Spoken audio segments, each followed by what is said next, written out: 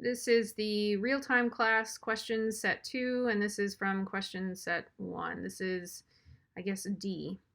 The capital asset pricing model only incorporates systematic risk in expected returns, ignoring risk of financial distress, fraud, or risk of product contamination, and risk of changes in regulation. Why?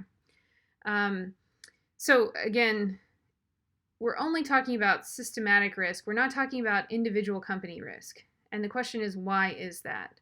Well, let's just look at the answers and try to figure it out.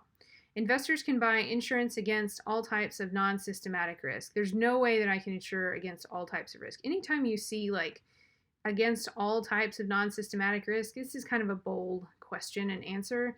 That's clearly wrong. But just think about that for a minute.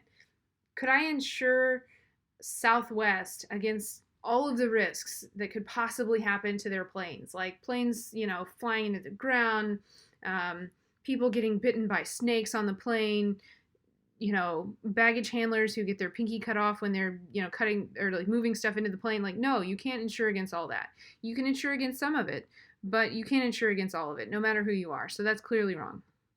All right, correlation of returns amongst different assets are all greater than 0. Well, I don't know if you remember, but correlation is from -1 to +1, so it can't be greater than 0. So that's clearly wrong. A model of expected returns can only handle one risk, and systematic risk is the most important.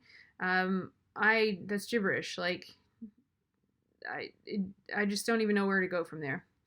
Under the assumptions of CAPM, there are no incentives for investors to be less than fully diversified because everyone has the same information and that's reflected in market prices. That is the correct answer.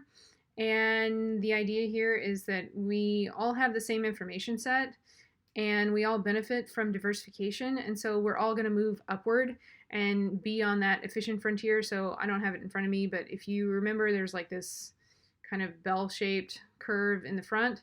Everybody wants to move up to the top of that, and you do that by diversification. So that's the correct answer, but let's look at E. The risks are reflected in expected returns, but are too small to make any real difference. Again, that's kind of gibberish. Your risk should be reflected in your expected returns, but it should make a difference. So only D is the answer that works on this question.